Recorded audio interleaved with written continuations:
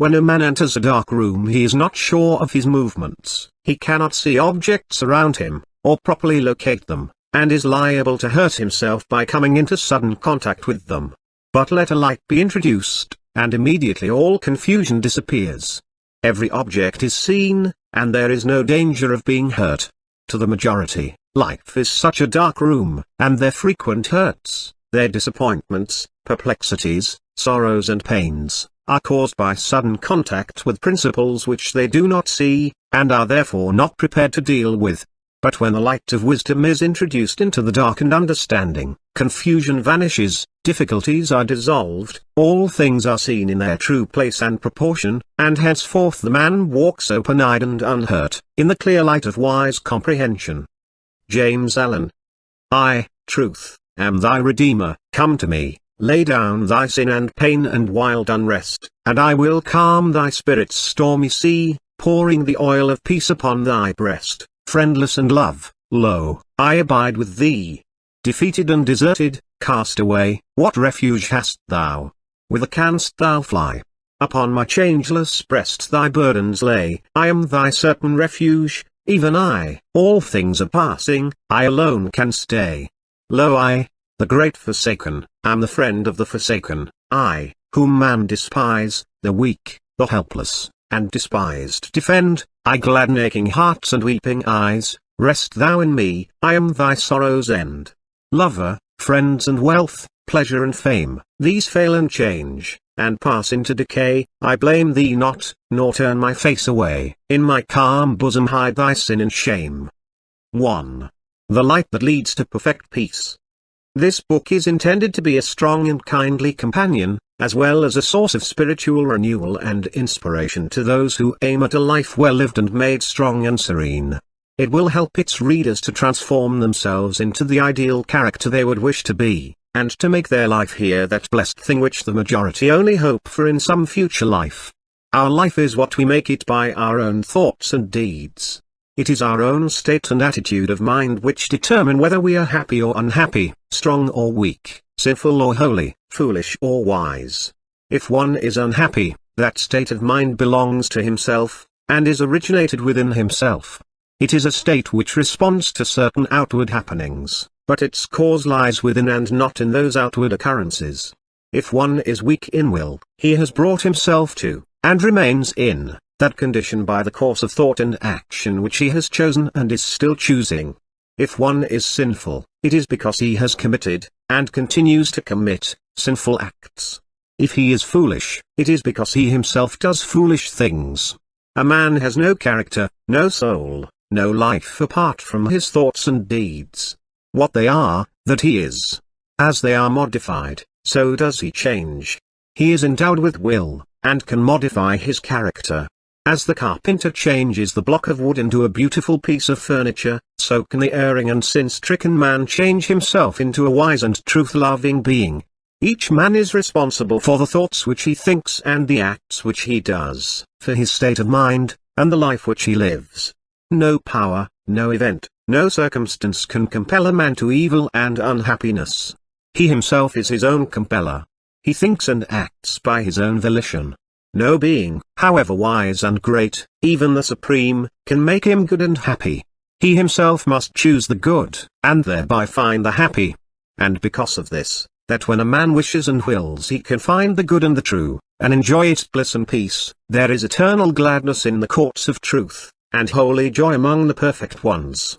The gates of heaven are forever open, and no one is prevented from entering by any will or power but his own. But no one can enter the kingdom of heaven so long as he is enamored of, and chooses, the seductions of hell, so long as he resigns himself to sin and sorrow. There is a larger, higher, nobler, diviner life than that of sinning and suffering, which is so common, in which, indeed, nearly all are immersed, a life of victory over sin, and triumph over evil, a life wise and happy, kind and tranquil, virtuous and peaceful. This life can be found and lived now, and he who lives it is steadfast in the midst of change, restful among the restless, peaceful, though surrounded by strife. Should death confront him, he is calm. Though assailed by persecution, he knows no bitterness, and his heart is compassionate and filled with rejoicing. In this supremely beautiful life there is no evil, sin and sorrow are ended, and aching hearts and weeping eyes are no more. The life of triumph is not for those who are satisfied with any lower conditions. It is for those who thirst for it and are willing to achieve it, who are eager for righteousness as the miser is for gold. It is always at hand, and is offered to all, and blessed are they who accept and embrace it. They will enter the world of truth, they will find the perfect peace. 2. Light on facts and hypotheses. When freedom of thought and freedom of expression abound, there is much controversy and much confusion. Yet it is from such controversial confusion that the simple facts of life emerge, attracting us with their eternal uniformity and harmony, and appealing forcibly to us with their invisible simplicity and truth. We are living in an age of freedom and mental conflict. Never were religious sects so numerous. Schools, philosophical, occult, and otherwise, abound, and each is eager for the perpetuation and dominance of its own explanation of the universe. The world is in a condition of mental ferment. Contradiction has reached the point of confusion, so that the earnest seeker for truth can find no solid rock of refuge in the opposing systems which are presented to him. He is thereby thrown back upon himself, upon those incontrovertible facts of his own being which are ever with him, which are, indeed, himself, his life. Controversy is ranged around hypotheses, not around facts. Fact is fixed and final, hypothesis is variable and vanishing. In his present stage of development, man is not alive to the beautiful simplicity of facts, nor to the power of satisfaction which is inherent in them. He does not perceive the intrinsic loveliness of truth, but must add something to it. Hence, when fact is named, the question almost invariably arises, how can you explain the fact? And then follows a hypothesis which leads to another hypothesis, and so on until the fact is altogether lost sight of amid a mass of contradictory suppositions. Thus arise the sects and controversial schools. The clear perception of one fact will lead to the perception of other facts, but a supposition, while appearing to elucidate a fact, does in reality cover it up. We cannot realize the stately splendor of truth while playing with the gaudy and attractive toys of pretty hypotheses. Truth is not an opinion, nor can any opinion enlarge or adorn it. Fact and supposition are eternally separate, and the cleverest intellectual jugglery, while it may entertain and deceive even the elect, cannot in the slightest degree alter a fact or affect the nature of things as they are. Because of this, the true teacher abandons the devious path of hypothesis, and deals only with the simple facts of life. He fixes the attention of men and women upon these, instead of increasing confusion and intensifying wordy warfare by foisting another assumption upon a world already lost and bewildered in a maze of hypotheses. The facts of life are ever before us, and can be understood and known if we but abandon our egotism and the blinding delusions which that egotism creates.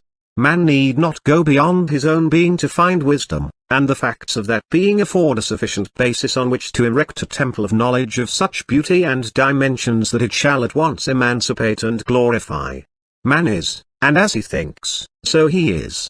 A perception and realization of these two facts alone, of man's being and thinking, lead into a vast avenue of knowledge which cannot stop short of the highest wisdom and perfection.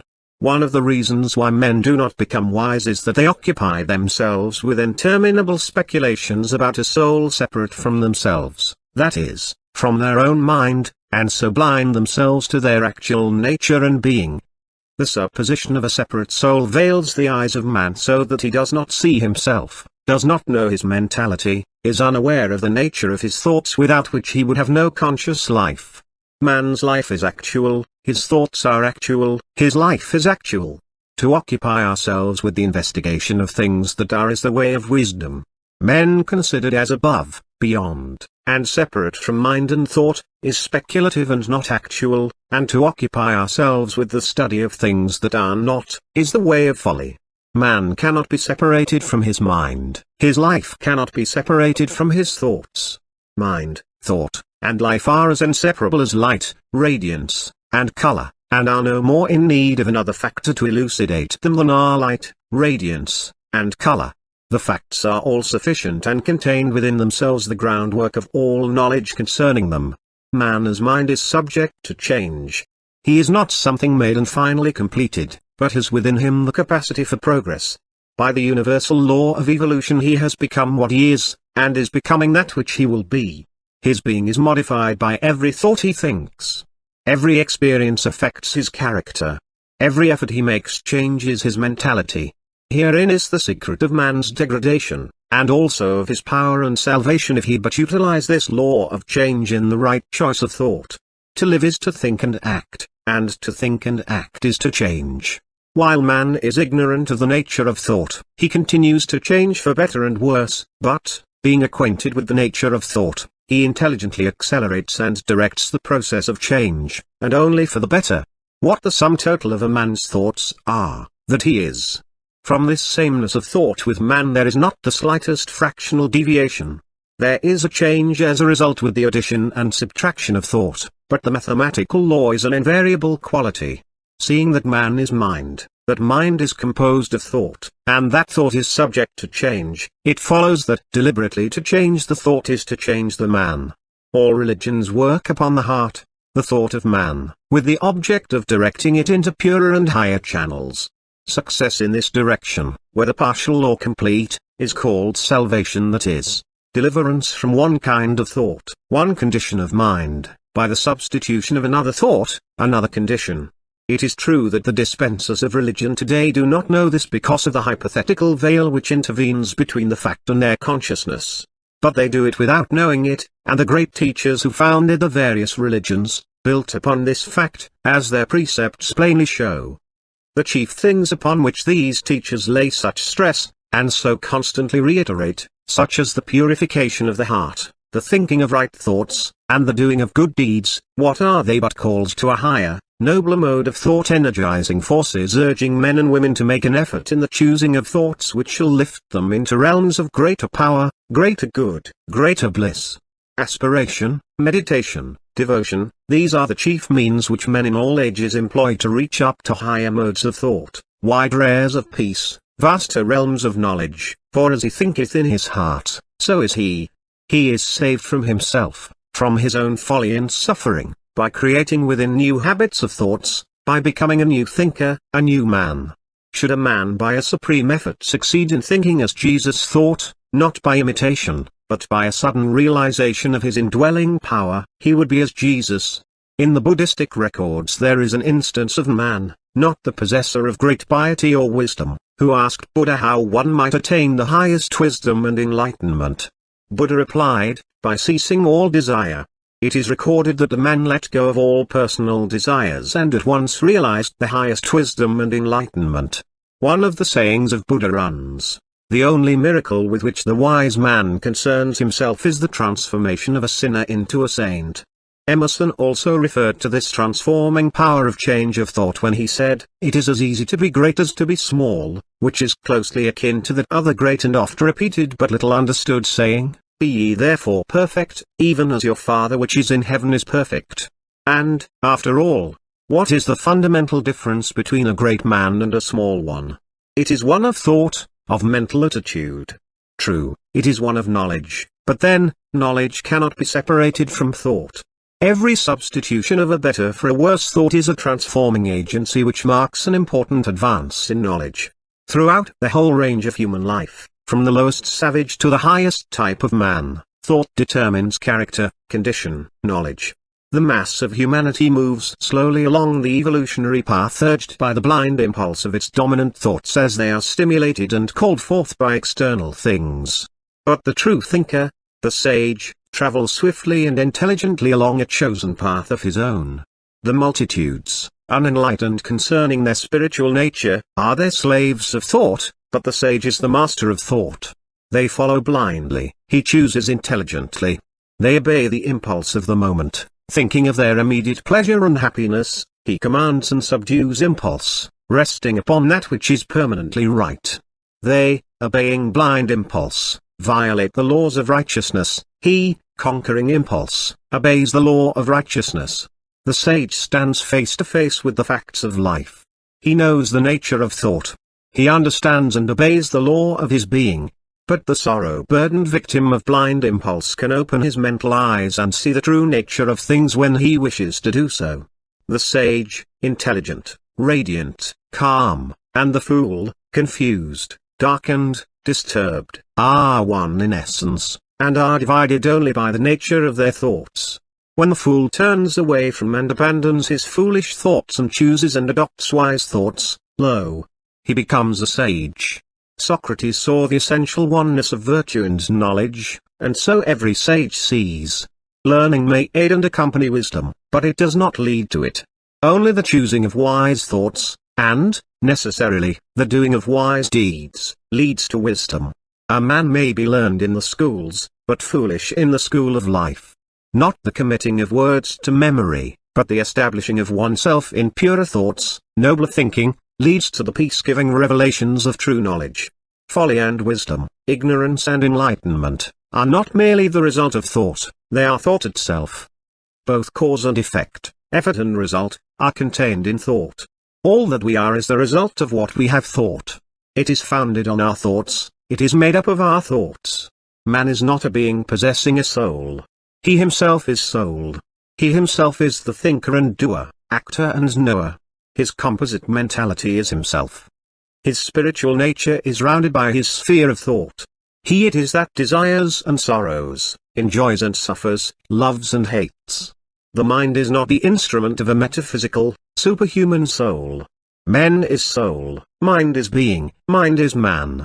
Men can find himself. He can see himself as he is. When he is prepared to turn from the illusory and self-created world of hypothesis in which he wanders and to stand face to face with actuality, then will he know himself as he is. Moreover, he can picture himself as he would wish to be, and he can create within him the new thinker, the new man. For every moment is the time of choice, and every hour is destiny. 3. Light on the law of cause and effect in human life. How frequently people associate the word law with hardness and cruelty. It seems to embody for them nothing but an inflexible tyranny. This arises partly from their inability to perceive principles apart from persons, and partly from the idea that the office of law is solely to punish. Viewed from such an attitude of mind, the term law is hazily regarded as some sort of indefinite personality whose business it is to hunt transgressors and crush them with overwhelming punishments. Now while law punishes, its primary office is to protect. Even the laws which man makes are framed by him to protect himself from his own baser passions. The law of our country is instituted for the protection of life and property, and it only comes into operation as a punishing factor when it is violated. Offenders against it probably think of it as cruel, and doubtless regard it with terror, but to them that obey it, it is an abiding protector and friend, and can hold for them no terror.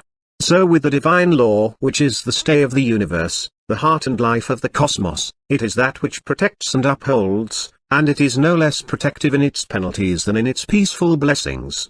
It is, indeed, an eternal protection which is never for one moment withheld, and it shields all beings against themselves by bringing all violations of itself, whether ignorant or willful, through pain to nothingness. Law cannot be partial. It is an unvarying mode of action, disobeying which, we are hurt, obeying, we are made happy. Neither protection nor supplication can alter it, for if it could be altered or annulled the universe would collapse and chaos would prevail. It is not less kind that we should suffer the penalty of our wrongdoing than that we should enjoy the blessedness of our right doing. If we could escape the effects of our ignorance and sin, all security would be gone, and there would be no refuge, for we could then be equally doubtful of the result of our wisdom and goodness. Such a scheme would be one of caprice and cruelty, whereas law is a method of justice and kindness. Indeed, the supreme law is the principle of eternal kindness, faultless in working and infinite in application. It is none other than that eternal love, forever full, forever flowing free, of which the Christian sings, and the boundless compassion of Buddhistic precepts and poetry. The law which punishes us is the law which preserves us. When in their ignorance men would destroy themselves, its everlasting arms are thrown about them in loving, albeit sometimes painful, protection.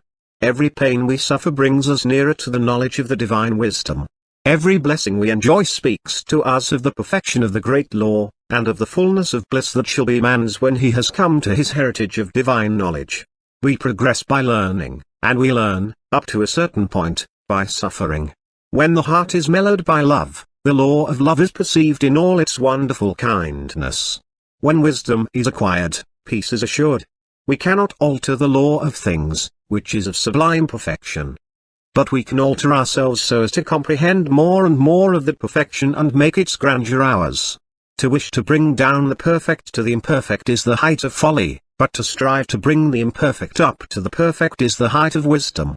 Seers of the cosmos do not mourn over the scheme of things. They see the universe as the perfect whole, not as an imperfect jumble of parts. The great teachers are men and women of abiding joy and heavenly peace. The blind captive of unholy desire may cry, "Ah, love, could you and I with him conspire to grasp this sorry scheme of things entire, would we not shatter it to bits, and then remold it nearer to the heart's desire?" This is the wish of the carnal nature, the wish to enjoy unlawful pleasures to any extent, and not reap any painful consequences. It is such men who regard the universe as a sorry scheme of things. They want the universe to bend to their will and desire, want lawlessness, not law. But the wise man bends his will and subjects his desire to the divine order, and he sees the universe as the glorious perfection of an infinitude of parts. Buddha always referred to the moral law of the universe as the good law, and indeed it is not rightly perceived if it is thought of as anything but good, for in it there can be no grain of evil, no element of kindness. It is no iron-hearted monster crushing the weak and destroying the ignorant, but a soothing love and brooding compassion shielding the tenderest from harm, and protecting the strongest from a too destructive use of their strength. It destroys all evil, it preserves all good. It enfolds the tiniest seedling in its care, and it destroys the most colossal wrong with a breath. To perceive it is the beatific vision. To know it is the beatific bliss, and they who perceive and know it are at peace. They are glad for evermore. Such is the law which moves the righteousness, which none at last can turn aside or stay. The heart of it is love. The end of it is peace and consummation sweet. Obey. 4. Light on values, spiritual and material. It is an old-time axiom that everything has its price. Everybody knows this commercially, but how few know it spiritually. Business consists of a mutual interchange of equitable values. The customer gives money and receives goods, and the merchant gives goods and receives money. This method is universal, and is regarded by all as just. In spiritual things the method is the same, but the form of interchange is different. For material things a material thing is given in exchange. Now these two forms of exchange cannot be transposed, they are of reverse natures, and remain eternally separate. Thus a man may bring money to a shop and ask for food, or clothing, or literature, and he will receive goods to the value of his money. But if he were to take $1 to a teacher of truth, and ask to be supplied with $1's worth of religion, or righteousness, on wisdom, he would be told that those things cannot be purchased with money, that their spiritual nature excludes them from business transactions. The wise teacher, however, would also tell him that these spiritual necessities must be purchased. Though money cannot buy them, they have their price, and something must be parted with before they can be received. In a word, instead of offering money he must offer up self, or selfishness. For so much selfishness given up, so much religion, righteousness, and wisdom would be immediately received, without fail, and with perfect equity. For if a man is sure of receiving perishable food and clothing for the money he puts down, how much more surely will he receive the imperishable spiritual sustenance and protection for the selfishness which he lays down? Shall the law operate in the lesser and fail in the greater? Man may fail to observe the law, but the law is infallible. A man may love his money, but he must part with it before he can receive the material comforts of life. Likewise, a man may love his selfish gratifications, but he must give them up before he can receive the spiritual comforts of religion. Now when a tradesman gives goods for money, it is not that he may keep the money, but that he may give it in exchange for other goods. The primary function of business is not to enable everybody to hoard up money, but to facilitate the interchange of commodities. The miser is the greatest of all failures, and he may die of starvation and exposure while being a millionaire, because he is a worshipper of the letter of money, and an ignorer of its spirit, the spirit of mutual interchange. Money is a means, not an end. Its exchange is a sign that goods are being justly given and received. Thus commerce, with all its innumerable ramifications of detail, is reducible to one primary principle, namely, mutual interchange of the material necessities of life. Now let us follow this principle into the spiritual sphere, and trace there its operation. When a spiritual man gives spiritual things, kindness, sympathy, love, and receives happiness in return, it is not that he may hoard and hug to himself that happiness, but that he may give it to others, and so receive back spiritual things. The primary function of spirituality is not to hoard up personal pleasure, but to render actual the interchange of spiritual blessings. The most selfish man, he whose chief object is the getting of happiness for himself, is a spiritual miser. His mind may perish of spiritual destitution, though he be surrounded with the objects which he has obtained to pander to his pleasure, because he is worshipping the letter of happiness and is ignoring its spirit, the spirit of unselfish interchange. The object of selfishness is the getting of personal pleasure, or happiness. The object of religion is the diffusion of virtue. Thus religion, with all its innumerable creeds, may be resolved into one primary principle, namely, mutual interchange of spiritual blessings. What, then, are the spiritual blessings? They are kindness, brotherliness, goodwill, sympathy, forbearance, patience, trustfulness, peacefulness, love unending, and compassion unlimited. These blessings, these necessities for the starving spirit of man, can be obtained, but their price must be paid. Unkindness, uncharitableness, ill will, hardness, ill temper, impatience, suspicion, strife, hatred, and cruelty, all these, along with the happiness, the personal satisfaction, which they give, must be yielded up. These spiritual coins, dead in themselves, must be parted with, and when parted with, there will be immediately receive their spiritual counterparts, the living and imperishable blessings to which they are a means and of which they are a sign. To conclude, when a man gives money to a merchant and receives goods in return, he does not wish to have his money again. He has willingly parted with it forever and is satisfied with the exchange. So when a man gives up unrighteousness in exchange for righteousness, he does not wish to have his selfish pleasures back again. He has given them up forever, and is satisfied and at peace. Thus also, when one bestows a gift, even though it be a material gift, he does not look for the receiver to send him back its value in money, because it is a spiritual deed and not a business transaction.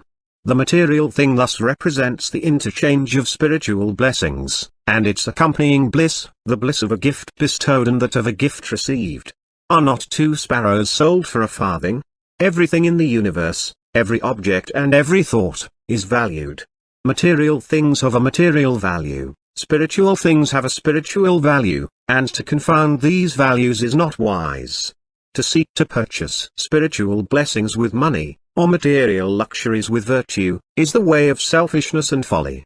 It is to confound barter with religion and to make a religion of barter.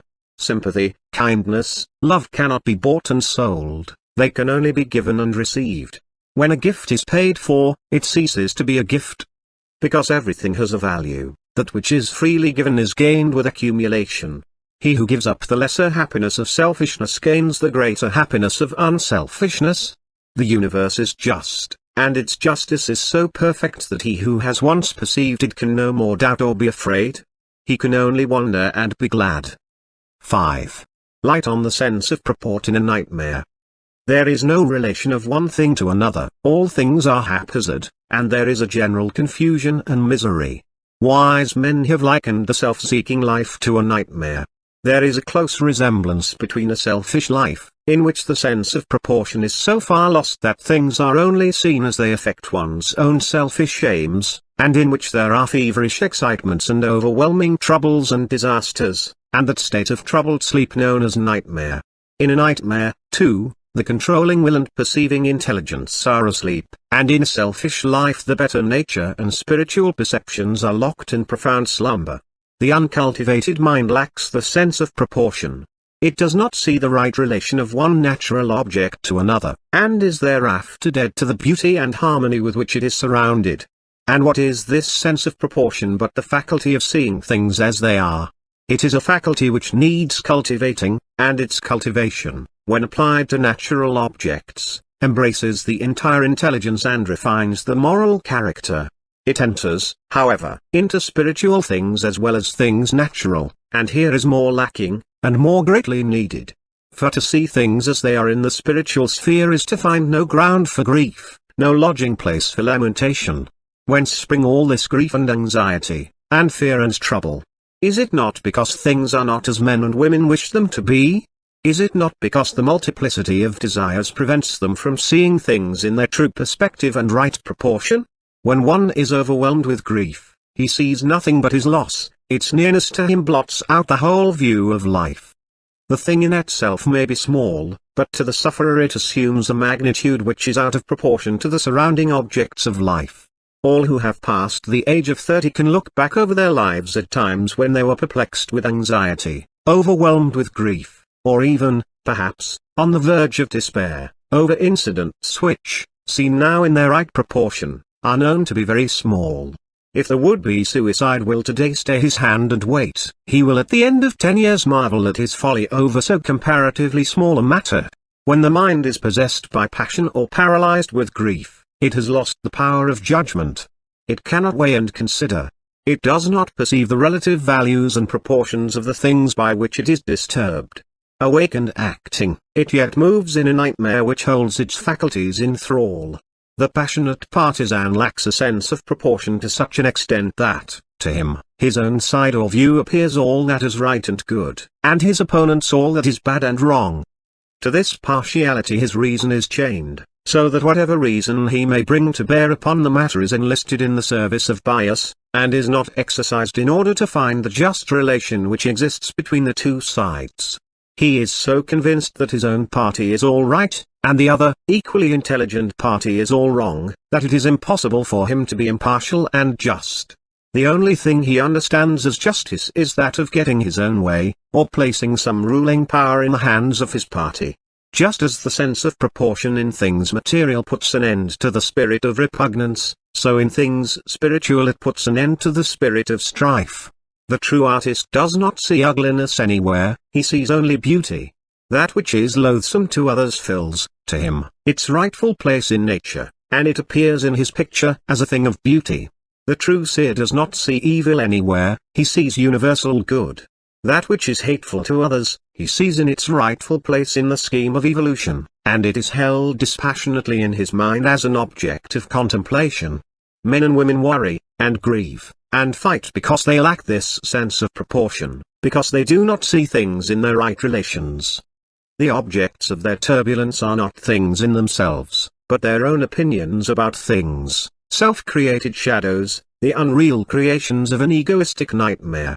The cultivation and development of the ethical sense of proportion converts the heated partisan into a gentle peacemaker, and gives the calm and searching of the prophet to the hitherto blind instrument in the clashing play of selfish forces. The spiritual sense of proportion gives sanity, it restores the mind to calmness, it bestows impartiality and justice and reveals a universe of faultless harmony. 6.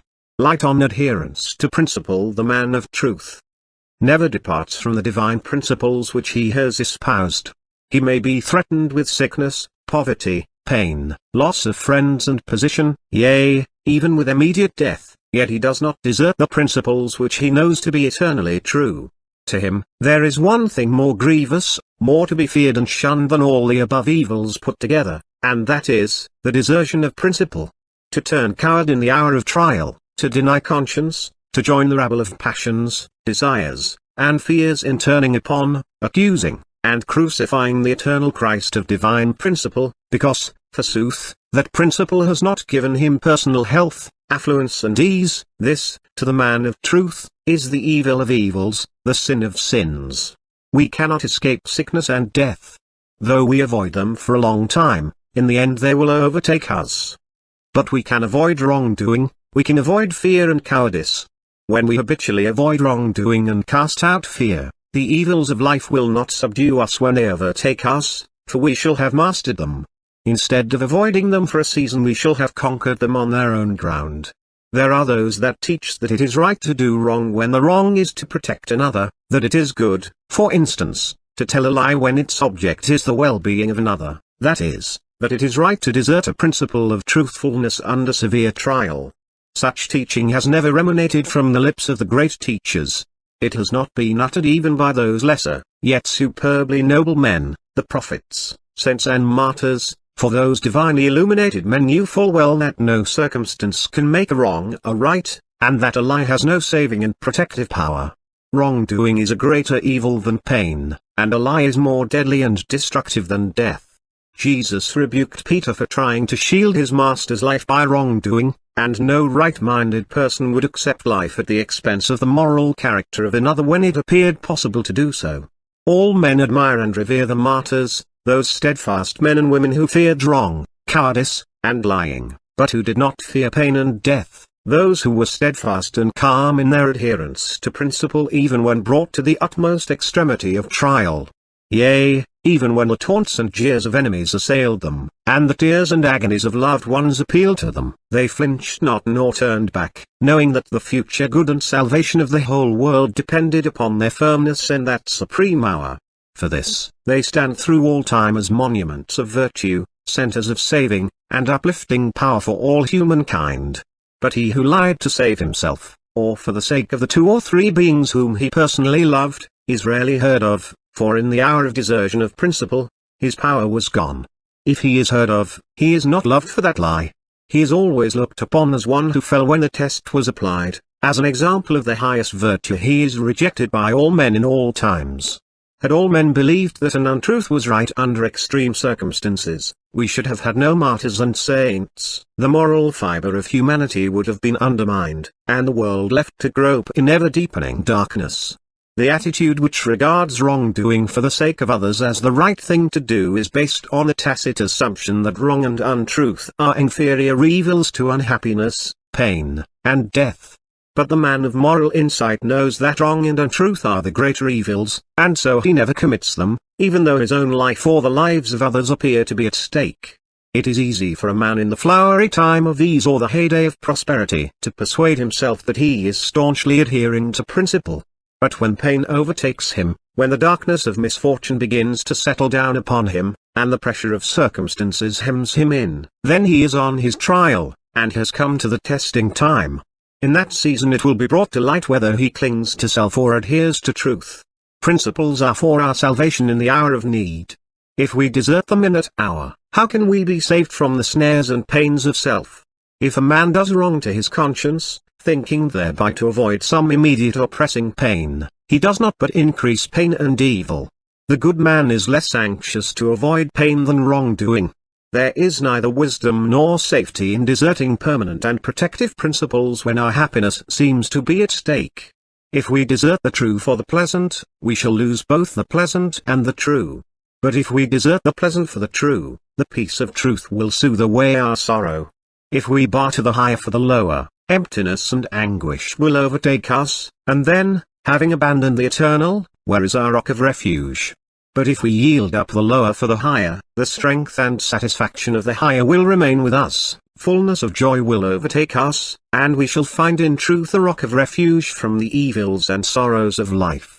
To find the permanent amid all the changes of life, and, having found it, adhere to it under all circumstances, this only is true happiness, this only is salvation and lasting peace. 7. Light on the sacrifice of the self. Self-sacrifice is one of the fundamental principles in the teachings of the great spiritual masters. It consists in yielding up self, or selfishness, so that truth may become the source of conduct. Self is not an entity that has to be cast out, but a condition of mind that has to be converted. The renunciation of self is not the annihilation of the intelligent being, but the annihilation of every dark and selfish desire. Self is the blind clinging to perishable things and transient pleasures as distinguished from the intelligent practice of virtue and righteousness. Self is the lusting, coveting, desiring of the heart, and it is this that must be yielded up before truth can be known, with its abiding calm and endless peace. To give up things will not avail, it is the lust for things that must be sacrificed. Though a man sacrifice wealth, position, friends, family, fame, home, wife, child, yea, and life also, it will avail nothing if self is not renounced.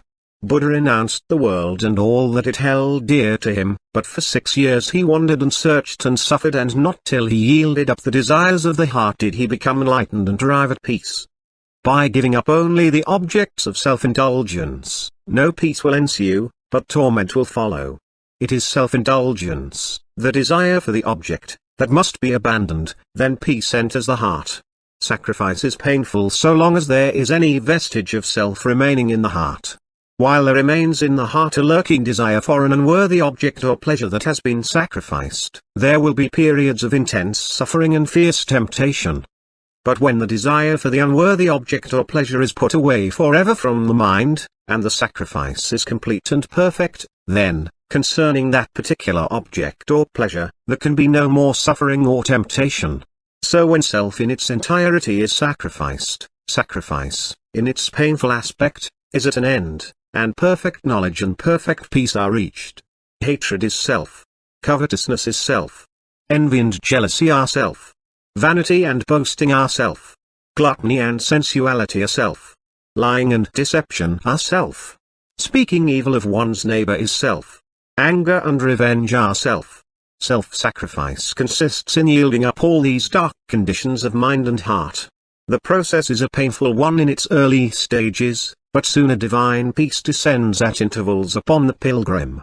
Later, this peace remains longer with him, and finally, when the rays of truth begin to be radiated in the heart, remains with him.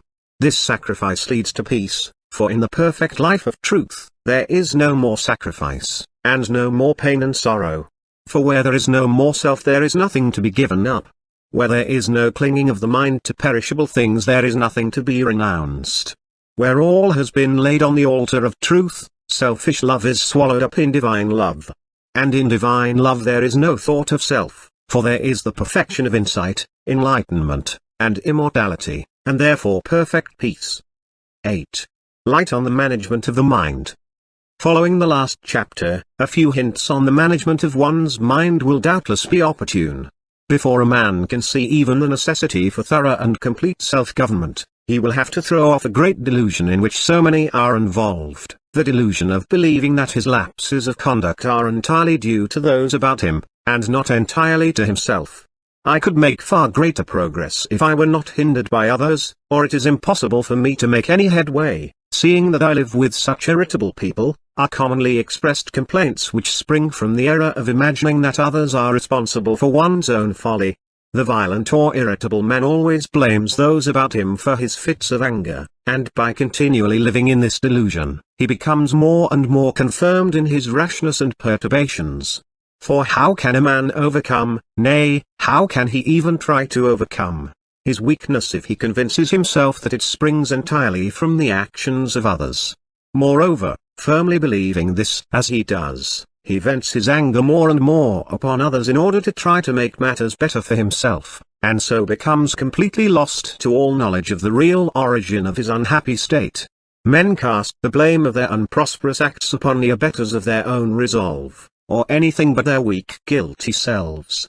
Being responsible for every action all a man's weaknesses, sins, and falls take rise in his own heart, and he alone is responsible for them. It is true there are tempters and provokers, but temptations and provocations are powerless to him who refuses to respond to them. Tempters and provokers are but foolish men, and he who gives way to them has become a willing co-operator in their folly. He is unwise and weak, and the source of troubles is in himself. The pure man cannot be tempted, the wise man cannot be provoked. Let a man fully realize that he is absolutely responsible for his every action, and he has already gone a considerable distance along the path which leads to wisdom and peace, for he will then commence to utilize temptation as a means of growth, and the wrong conduct of others he will regard as a test of his own strength. Socrates thanked the gods for the gift of a shrewish wife and that it enabled him the better to cultivate the virtue of patience. It is a simple and easily perceived truth that we can better grow patient by living with the impatient, better grow unselfish by living with the selfish. If a man is impatient with the impatient, he is himself impatient. If he is selfish with the selfish, then he is himself selfish. The test and measure of virtue is trial, and, like gold and precious stones, the more it is tested the brighter it shines. If a man thinks he has virtue, yet gives way when its opposing vice is presented to him, let him not delude himself, he has not yet attained to the possession of that virtue. If a man would rise and become a man indeed, let him cease to think the weak and foolish thought, I am hindered by others, and let him set about to discover that he is hindered only by himself. Let him realize that the giving way to another is but a revelation of his own imperfection, and lo, upon him will descend the light of wisdom, and the door of peace will open unto him, and he will soon become the conqueror of self. The fact that a man is continually troubled and disturbed by close contact with others is an indication that he requires such contact to impel him onward to a clearer comprehension of himself, and toward a higher and more steadfast state of mind. The very things which he regards as insurmountable hindrances will become to him the most valuable aids when he fully realizes his moral responsibility and his innate power to do right. He will then cease to blame others for his unmanly conduct, and will commence to live steadfastly under all circumstances. The scales of self-delusion will quickly fall from his eyes, and he will then see that often when he imagined himself provoked, he himself was really the provoker. As he rises above his own mental disturbances, the necessity for coming in contact with the same condition in others will cease, and he will pass, by a natural process, into the company of the good and the pure. He will then awaken in others the nobility which he has arrived at in himself. Be noble. And the nobleness that lies in other men, sleeping, but never dead, will rise in majesty to meet thine own. 9. Light on self-control, the door of heaven. The foremost lesson which the world has to learn on its way to wisdom is the lesson of self-control. All the bitter punishments which men undergo in the school of experience are inflicted because they have failed to learn this lesson. Apart from self-control, salvation is a meaningless word, and peace is an impossibility. For how can a man be saved from any sin while he continues to give way to it? Or how can he realize abiding peace until he has conquered and subdued the troubles and disturbances of his mind? Self-control is the door of heaven, it leads to light and peace. Without it a man is already in hell, he is lost in darkness and unrest. Men inflict upon themselves far-reaching sufferings, and pass through indescribable torments, both of body and soul, through lack of self-control. Not until they resort to its practice can their sufferings and torments pass away. For it has no substitute, nothing can take its place. And there is no power in the universe that can do for a man that which he, sooner or later, must do for himself by entering the practice of self-control.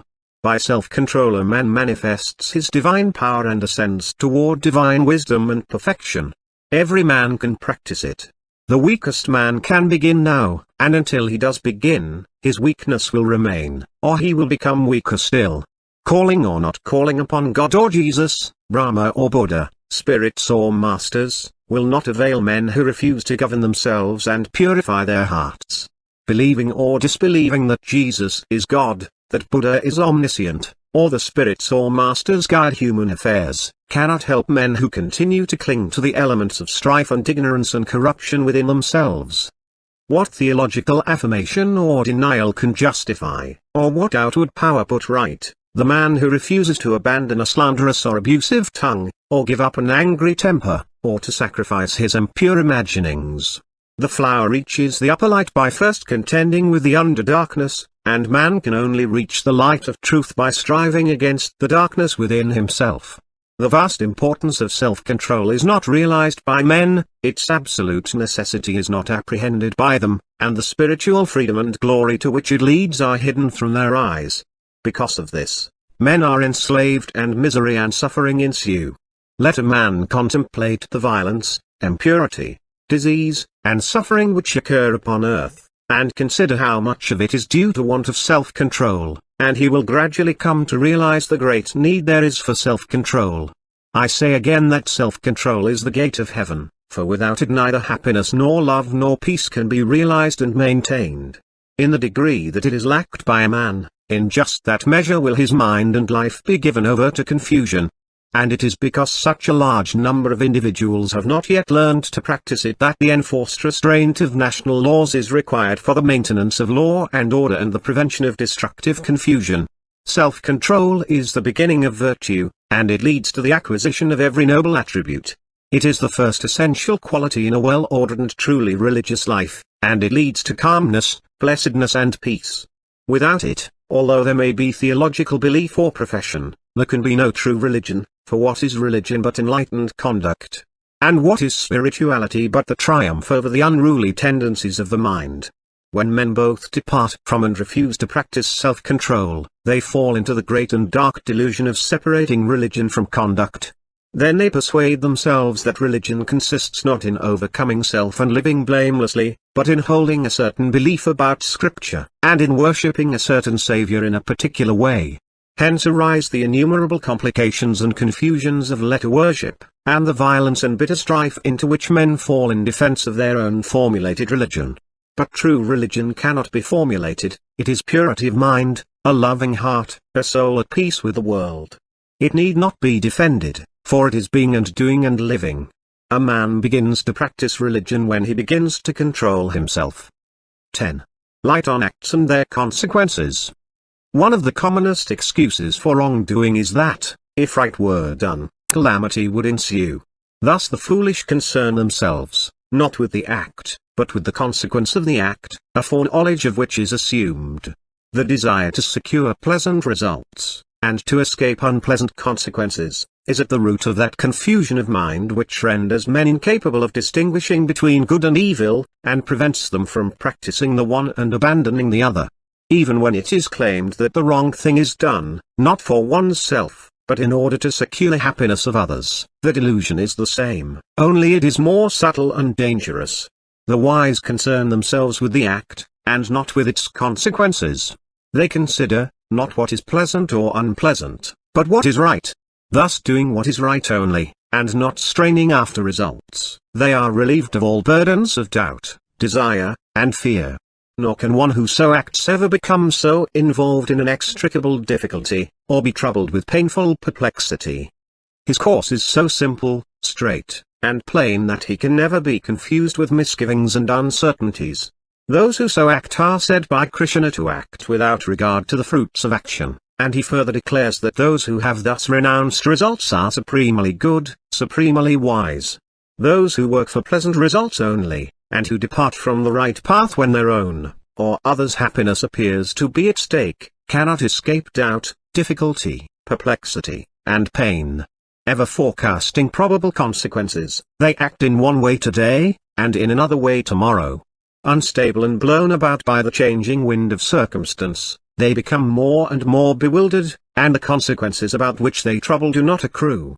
But they who work for righteousness only, who are careful to do the right act, putting away all selfish considerations, all thought of results, they are steadfast, unchanging, untroubled, and at peace amid all vicissitudes, and the fruits of their acts are ever sweet and blessed. Even the knowledge, which only the righteous possess, that wrong acts can never produce good results, and that right acts can never bring about bad results, is in itself fraught with sweet assurance and peace. For whether the fruits of acts are sought or unsought, they cannot be escaped. They who sow to self, and, ignorant of the law of truth, think they can make their own results, reap the bitter fruits of self. They who sow to righteousness, knowing themselves to be the reapers, and not the makers of the consequences, reap the sweet fruits of righteousness. Right is supremely simple, and is without complexity. Error is interminably complex, and involves the mind in confusion. To put away self and passion, and establish one's self in right doing, this is the highest wisdom. 11. Light on the way of wisdom. The path of wisdom is the highest way, the way in which all doubt and uncertainty are dispelled and knowledge and surety are realized. Amid the excitements and pleasures of the world and the surging whirlpools of human passions, wisdom, so calm, so silent and so beautiful, is indeed difficult to find. Difficult, not because of its incomprehensible complexity, but because of its unobtrusive simplicity, and because self is so blind and rash, and so jealous of its rights and pleasures. Wisdom is rejected of men because it always comes right home to one's self in the form of wounding reproof, and the lower nature of man cannot bear to be reproved. Before wisdom can be acquired, self must be wounded to the death, and because of this, because wisdom is the enemy of self, self rises in rebellion, and will not be overcome and denied. The foolish man is governed by his passions and personal cravings. When about to do anything he does not ask is this right, but only considers how much pleasure or personal advantage he will gain by it. He does not govern his passions and act from fixed principles, but is the slave of his inclinations and follows where they lead. The wise man governs his passions and puts away all personal cravings. He never acts from impulse and passion, but dispassionately considers what is right to be done, and does it.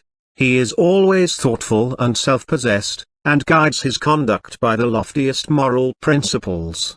He is superior to both pleasure and pain. Wisdom cannot be found in books or travel, in learning or philosophy, it is acquired by practice only. A man may read the precepts of the greatest sages continually, but if he does not purify and govern himself he will remain foolish.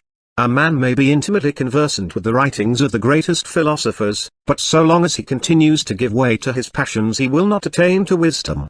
Wisdom is right action, right doing, folly is wrong action, wrong doing. All reading, all studying is vain if man will not see his errors and give them up.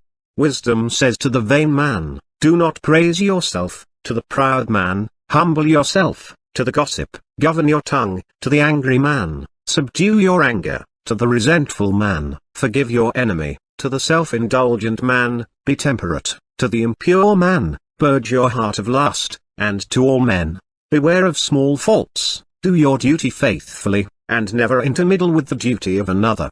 These things are very simple, the doing of them is simple. But as it leads to the annihilation of self, the selfish tendencies in a man object to them and rise up in revolt against them, loving their own life of turbulent excitement and feverish pleasure, and hating the calm and beautiful silence of wisdom. Thus men remain in folly. Nevertheless, the way of wisdom is always open, is always ready to receive the tread of the pilgrim who has grown weary of the thorny and intricate ways of folly. No man is prevented from becoming wise but by himself. No man can acquire wisdom but by his own exertions. And he who is prepared to be honest with himself, to measure the depths of his ignorance, to come face to face with his errors, to recognize and acknowledge his faults, and at once to set about the task of his own regeneration, such a man will find the way of wisdom. Walking with humble and obedient feet, he will, in due time, come to the sweet city of deliverance. 12. Light on disposition. I cannot help it, it is my disposition. How often one hears this expression as an excuse for wrongdoing. What does it imply? This, that the person who utters it believes that he has no choke in the matter, that he cannot alter his character. He believes that he must go on doing the wrong thing to the end of his days because he was born so, or because his father or grandfather was like that, or, if not these, then someone along the family line 100, or 200 or 300 years ago must have been afflicted, and therefore he is and must remain so. Such a belief should be uprooted, destroyed, and cast away, for it is not only without reason, it is a complete barrier to all progress, to all growth and goodness, to all development of character and noble expansion of life. Character is not permanent, it is, indeed, one of the most changeable things in nature. If not changed by a conscious act of the will, it is being continually modified and reformed by the pressure of circumstances. Disposition is not fixed, except in so far as one fixes it by continuing to do the same thing, and by persistence in the stubborn belief that he cannot help it. As soon as one gets rid of that belief he will find that he can help it. Further, he will find that intelligence and will are instruments which can mold disposition to any extent, and that, too, with considerable rapidity if one is in earnest.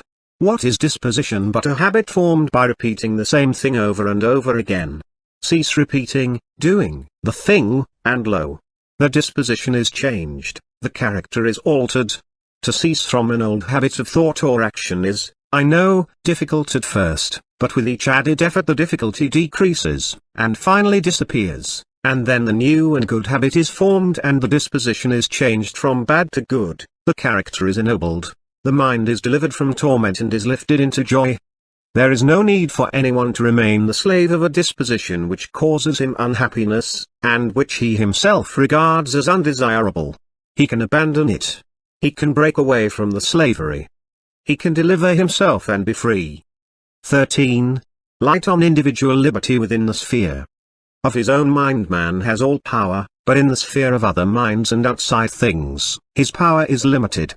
He can command his own mind, but he cannot command the minds of others. He can choose what he shall think, but he cannot choose what others shall think.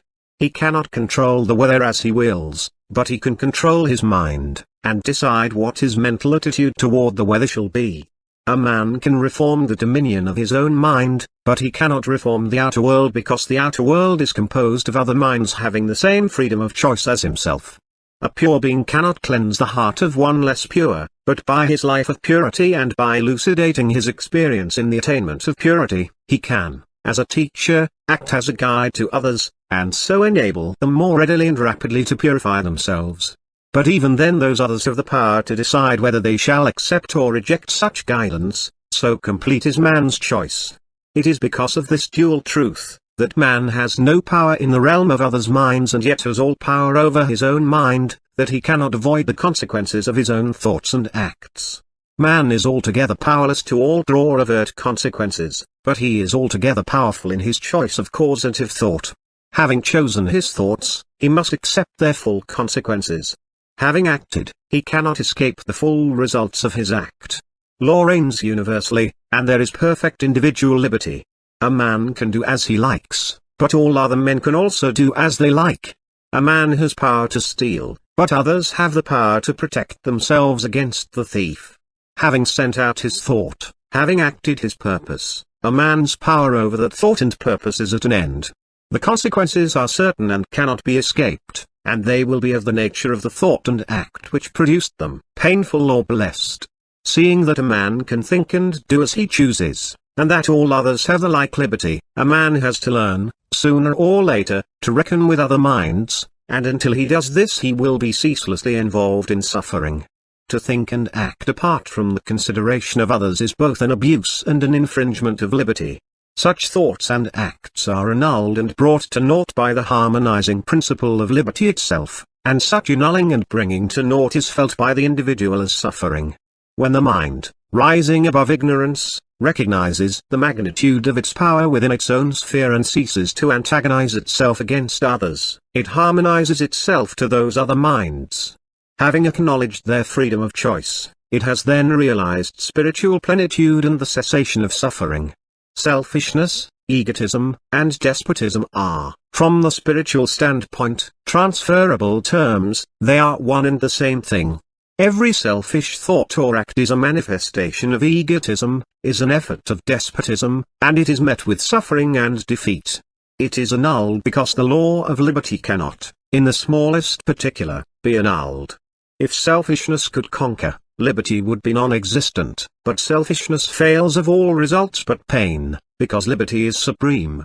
An act of selfishness contains two elements of egotism, namely, 1. The denial of liberty of others and, 2. The assertion of one's own liberty beyond its legitimate sphere. It thereby destroys itself. Despotism is death. Man is not the creature of selfishness, he is the maker of it. It is an indication of his power to disobey even the law of his being. Selfishness is power without wisdom, it is energy wrongly directed. A man is selfish because he is ignorant of his nature and power as a mental being. Such ignorance and selfishness entail suffering, and by repeated suffering and age-long experience he at last arrives at knowledge and the legitimate exercise of his power. The truly enlightened man cannot be selfish, he cannot accuse others of selfishness, or try to coerce them into being unselfish. The selfish man is eager to bend others to his own way and will, believing it to be the only right way for all. He thereby ignorantly wastes himself in trying to check in others the power which he freely exercises himself, namely, the power to choose their own way and exercise their own will. By so doing, he places himself in direct antagonism with the like tendencies and freedom of other minds, and brings into operation the instruments of his own suffering. Hence, the ceaseless interplay of conflicting forces, the unending fires of passion, the turmoil, strife, and woe. Selfishness is misapplied power. The unselfish man is he who, ceasing from all personal interference, abandons the I as the source of judgment. Having recognized his unlimited freedom through the abandonment of all egotism even in thought, he refrains from encroachment upon the boundless freedom of others. He realizes the legitimacy of their choice and their right to the free employment of their power. However others may choose to act towards such a man, it can never cause him any trouble or suffering, because he is perfectly willing that they should so choose to act, and he harbors no wish that they should act in any other way. He realizes that his sole duty, as well as his entire power, lies in acting rightly toward them, and that he is in no way concerned with their actions toward him. That is both their choice and their business. To the unselfish man, therefore, malice, envy, backbiting, jealousy, accusation, condemnation, and persecution have passed away. Having ceased to practice these things, he is not disturbed when they are hurled at him. Thus liberation from sin is liberation from suffering. The selfless man is free, he has made the servitude of sin impossible, he has broken every bond. 14. Light on the blessing and dignity of work. That labor is life is a principle pregnant with truth, and one which cannot be too often repeated or too closely studied and practiced. Labor is so often regarded as an irksome, empty, even degrading means of obtaining ease and pleasure, and not as what it really is, a thing happy, empty, noble in itself. The lesson contained in the maxim needs to be taken to heart and more thoroughly learned. Activity, both mental and physical, is the essence of life. The complete cessation of life is death, and death is immediately followed by corruption. Ease and death are closely related. The more there is of activity, the more abounding is life. The brain worker, the original thinker, the man of unceasing mental activity, is the longest lived man in a community. The agricultural laborer, the gardener, the man of unceasing physical activity comes next with length in years. Pure-hearted, healthy-minded people love work, and are happy in their labors. They never complain of being overworked. It is very difficult, almost impossible, for a man to be overworked if he lives a sound and pure life. It is worry, bad habits, discontent and idleness that kill, especially idleness, for if labor is life, then idleness must be death. Let us get rid of sin before we talk about being overworked. There are those who are afraid of work, regarding it as an enemy, and who fear a breakdown by doing too much. They have to learn what a health-bestowing friend work is. Others are ashamed of work, looking upon it as a degrading thing to be avoided. The pure in heart and sound in head are neither afraid nor ashamed of work, and they dignify whatsoever they undertake. No necessary work can be degrading, but if a man regards his work as such, he is already degraded, not by his task, but by his slavish vanity. Man hath his daily work of body and mind appointed, which declares his dignity. The idle man who is afraid of work, and the vain man who is ashamed of it, are both on the way to poverty, if they are not already there. The industrious man, who loves work, and the man of true dignity, who glorifies work, are both on their way to affluence, if they are not already there. The lazy man is sowing the seeds of poverty and crime, the vain man is sowing the seeds of humiliation and shame. The industrious man is sowing the seeds of affluence and virtue, the dignified worker is sowing the seeds of victory and honor. Deeds are seeds, and the harvest will appear in due season. There is a common desire to acquire riches with as little effort as possible, which is a kind of theft. To try to obtain the fruits of labor without laboring is to take the fruits of another man's labor. To try to get money without giving its equivalent is to take that which belongs to another and not one's self. What is theft but this frame of mind carried to its logical extreme? Let us rejoice in our work. Let us rejoice that we have the strength and capacity for work, and let us increase that strength and capacity by unremitting labor. Whatever our work may be, it is noble, and will be perceived by the world as noble, if we perform it with a noble spirit. The virtuous do not despise any labor which falls on their lot. And he who works and faints not, who is faithful, patient, and uncompromising even in the time of poverty, he will surely at last eat of the sweet fruits of his labor. Yea, even while he labors and seems to fail, happiness will be his constant companion, for, blessed is the man that has found his work, let him ask no other blessedness. 15. Light on good manners and refinement. More upward, working out the beast, and let the ape and tiger die. All culture is getting away from the beast. Evolution is a refining process, and the unwritten laws of society are inherent in the evolutionary law. Education is intellectual culture. The scholar is engaged in purifying and perfecting his intellect, the spiritual devotee is engaged in purifying and perfecting his heart. When a man aspires to nobler heights of achievement, and sets about the realization of his ideal, he commences to refine his nature, and the more pure a man makes himself within, the more refined, gracious, and gentle will be his outward demeanor. Good manners have an ethical basis, and cannot be divorced from religion. To be ill-mannered is to be imperfect, for what are ill manners but the outward expression of inward defects? What a man does, that he is. If he acts rudely, he is a rude man; if he acts foolishly, he is a foolish man; if he acts gently, he is a gentleman. It is a mistake to suppose that a man can have a gentle and refined mind behind a rough and brutal exterior, though such a man may possess some strong animal virtues, as the outer is an expression of the inner. One of the steps in the Noble Eightfold Path to perfection as expounded by Buddha is right conduct or good behavior. It should be plain to all that the man who has not yet learned how to conduct himself toward others in a kindly, gracious, and unselfish spirit has not yet entered the pathway of the holy life. If a man refines his heart, he will refine his behavior; if he refines his behavior, it will help him to refine his heart.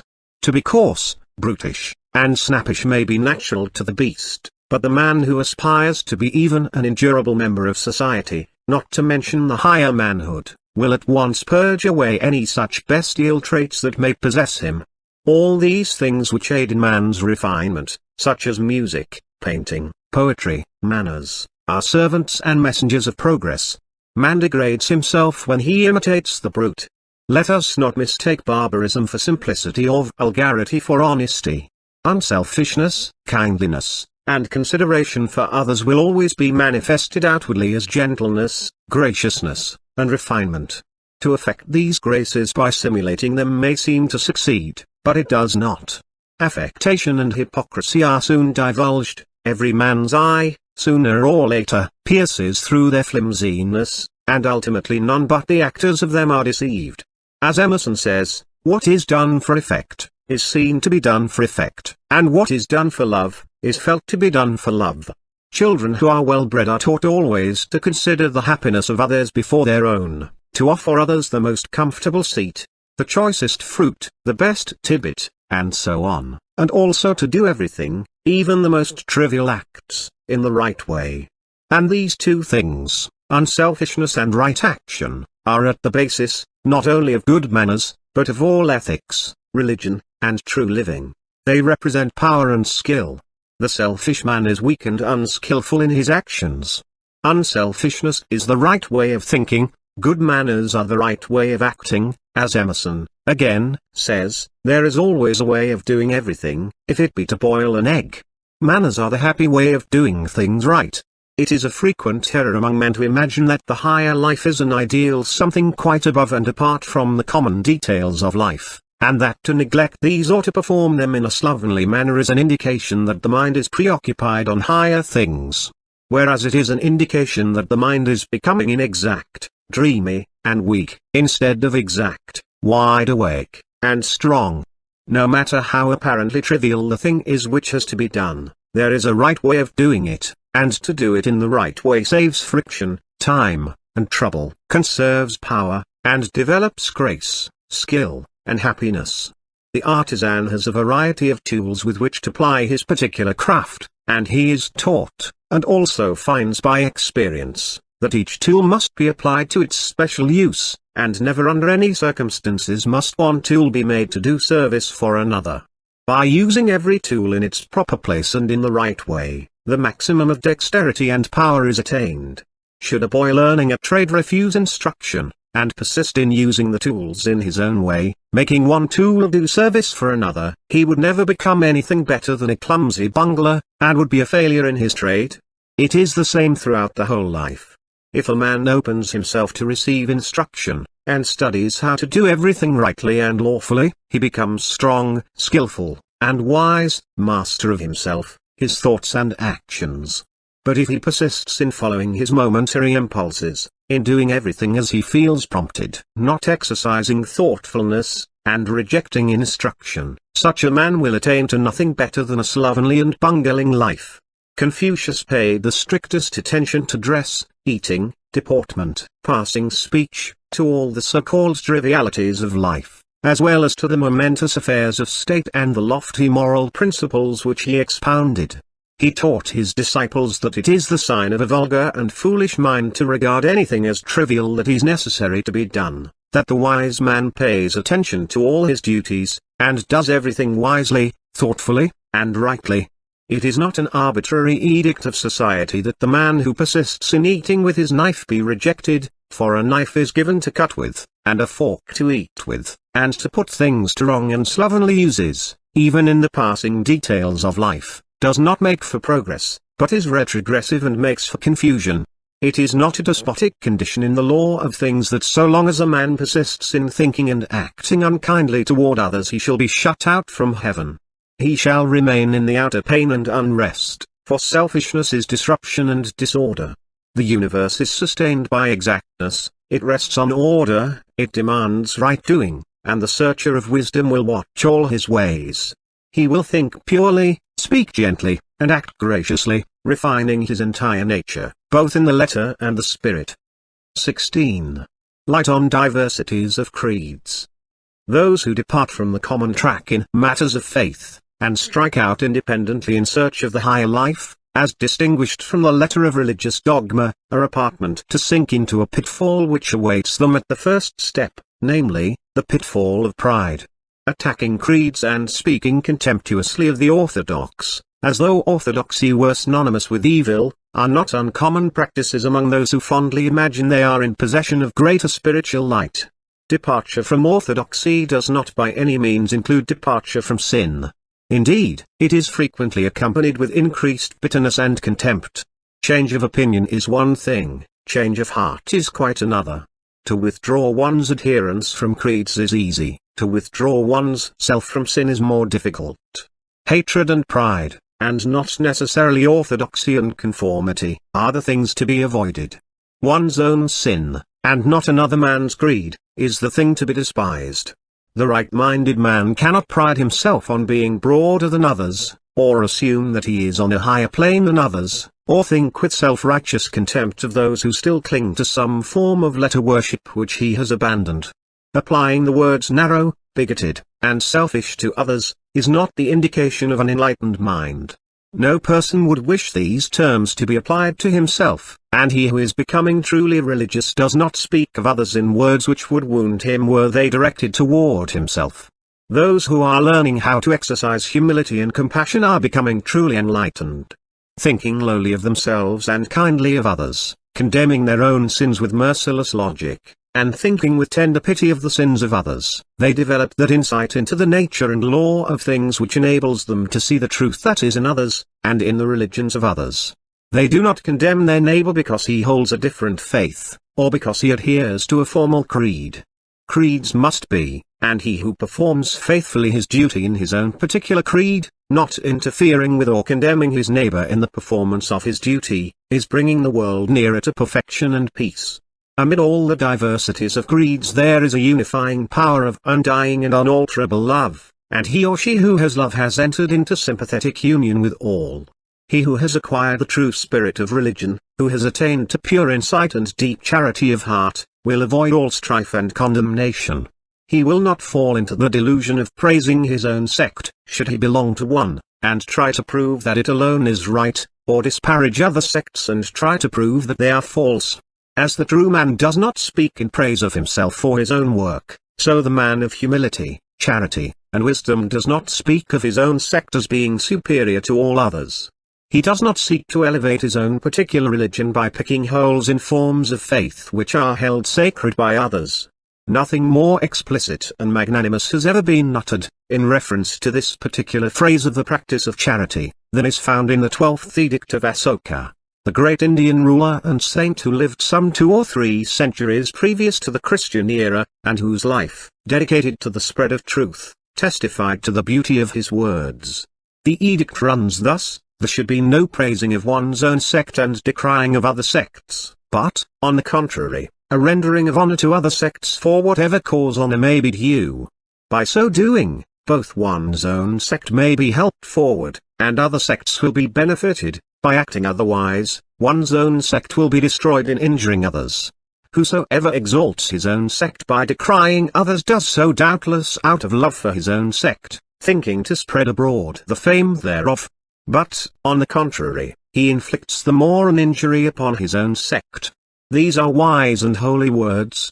The breath of charity is in them, and they may be well pondered upon by those who are anxious to overthrow, not the religions of other men, but their own shortcomings. It is a dark and deep-seated delusion that causes a man to think he can best advance the cause of his religion by exposing what he regards as the evils of other religions. The most part of it is, that while such a one rejoices in the thought that by continually belittling other sects he will perhaps at last wipe them out, and win all men to his side, he is all the time engaged in the sad work of bringing into disrepute, and thereby destroying, his own sect. Just as every time a man slanders another, he inflicts lasting injury upon his own character and prospects, so every time one speaks evil of another sect, he soils and demeans his own.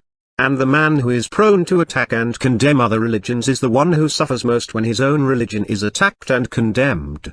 If a man does not like that his own religion should be denounced as evil and false, he should carefully guard himself that he does not condemn other religions as such. If it pleases him when his own cause is well spoken of and helped, he should speak well of and help other causes which, while differing from his own in method, have the same good view in end. In this way he will escape the errors and miseries of sectarian strife, and will perfect himself in divine charity. The heart that has embraced gentleness and charity avoids all those blind passions which keep the fires of party strife, violence, persecution, and bitterness burning from age to age. It dwells in thoughts of pity and tenderness, scorning nothing, despising nothing, and not stirring up animosity. For he who acquires gentleness gains that clear insight into the great law which cannot be obtained in any other way. He sees that there is good in all sects and religions, and he makes that good his own.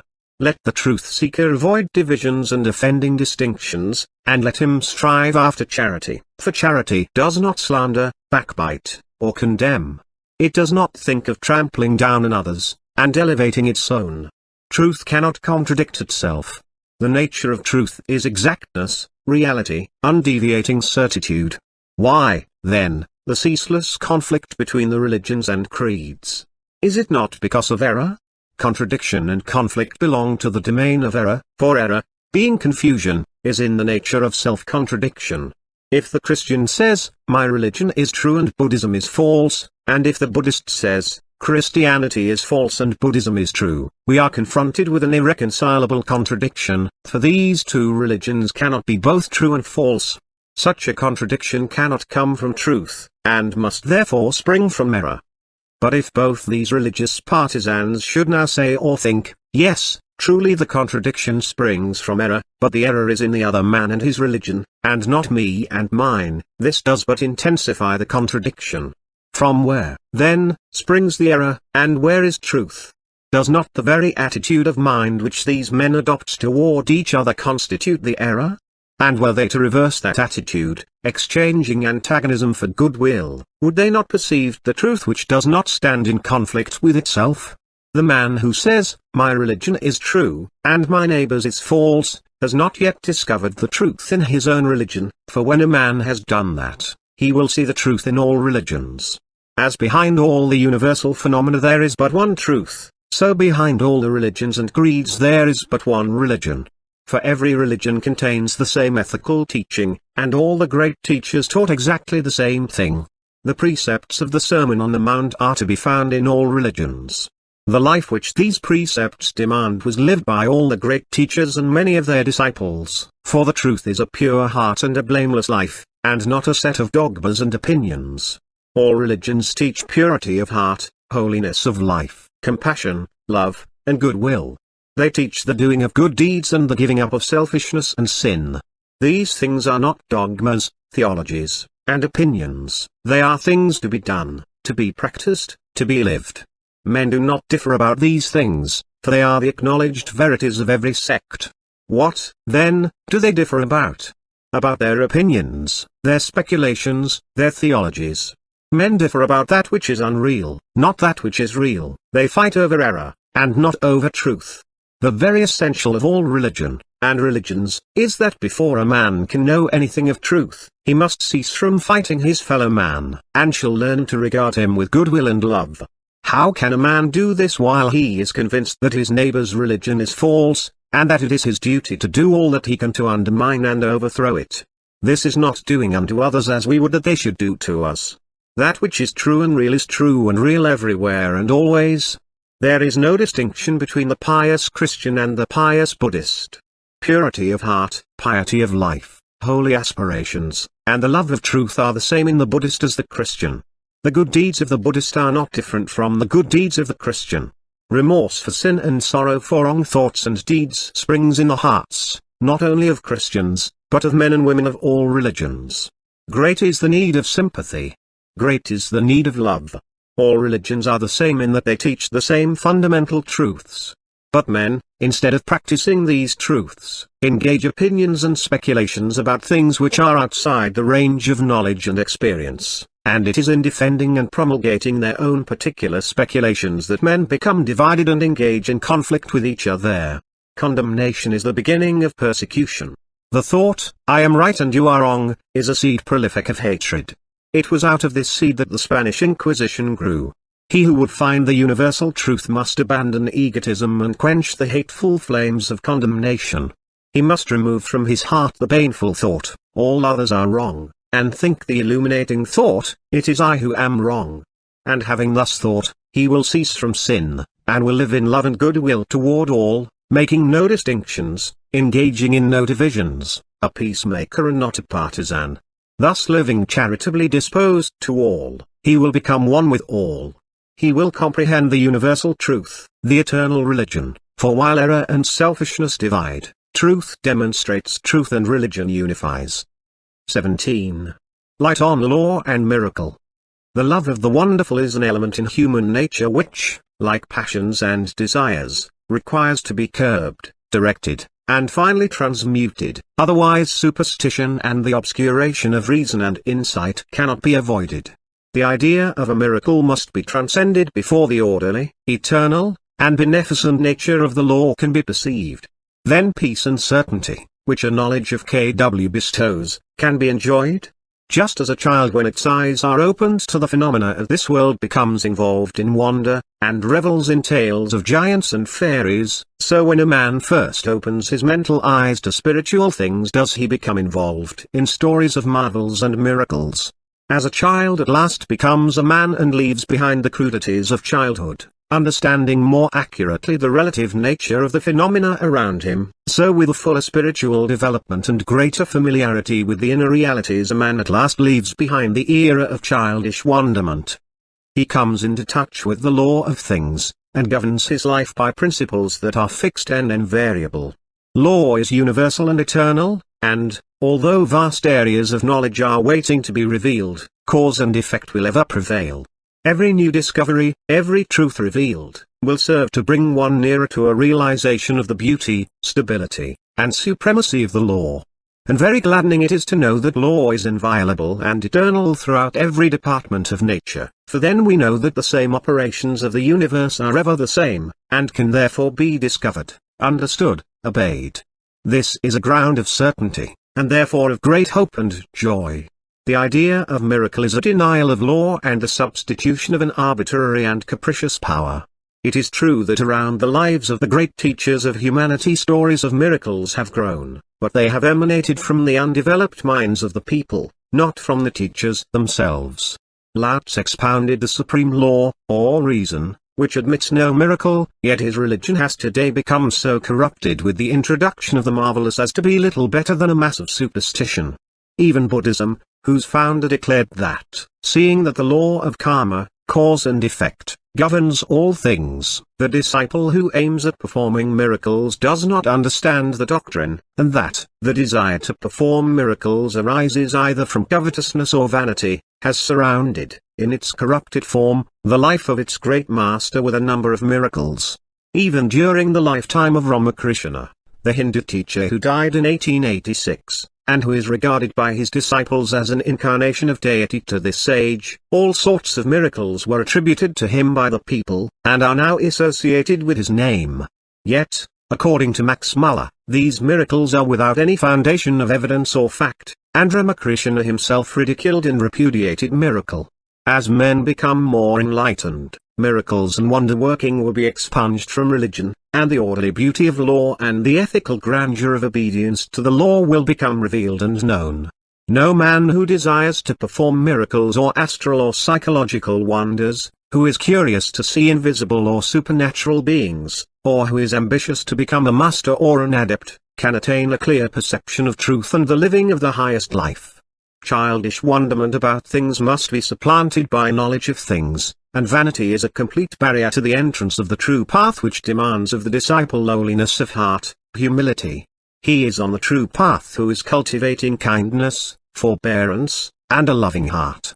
The marks of a true master are not miracles and wonder-working, but infinite patience, boundless compassion, spotless purity, and a heart at peace with all. 18. Light on War and Peace. War springs from inward strife.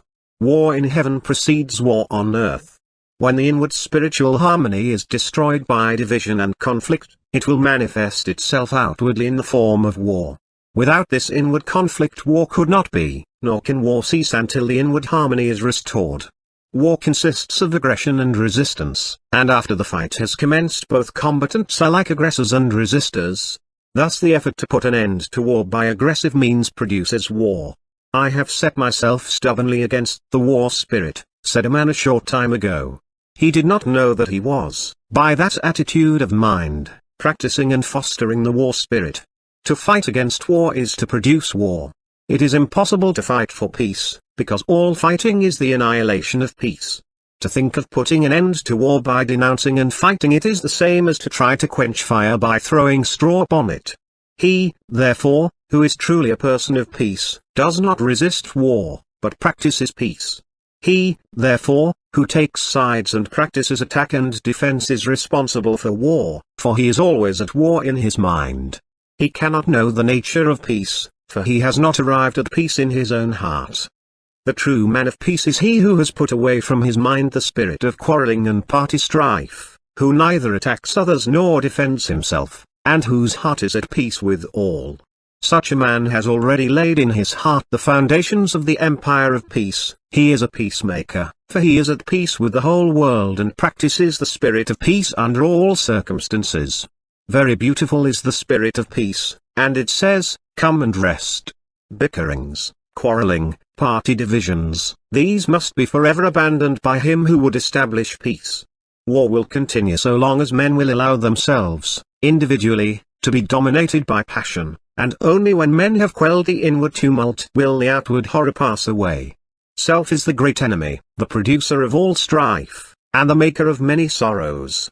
He, therefore, who will bring about peace on earth, let him overcome egotism, let him subdue his passions, let him conquer himself. 19. Light on the Brotherhood of Man. There is no lack of writing and preaching about universal brotherhood, and it has been adopted as a leading article of faith by many newly formed societies. But what is so urgently needed to begin with is not universal brotherhood, but particular brotherhood. That is, the adoption of a magnanimous, charitable, and kindly spirit toward those with whom we come in immediate contact, toward those who contradict, oppose and attack us, as well as toward those who love and agree with us. I make a very simple statement of truth when I say that until such particular brotherhood is practiced, universal brotherhood will remain a meaningless term. For universal brotherhood is an end, a goal, and the way to it is by particular brotherhood. The one is sublime and far-reaching consummation, the other is the means by which that consummation must be realized. I remember on one occasion reading a paper devoted largely to the teachings of universal brotherhood, and the leading article, a long and learned one, was an exposition of this subject. But on turning over a few more pages, I found another piece by the same writer in which he accused of misrepresentation, lying, and selfishness, not his enemies, but the brethren of his own society, who bear, at least as far as such sins are concerned, stainless reputations. A scriptural writer asked the question, if a man does not love his brother whom he has seen, how can he love God whom he has not seen?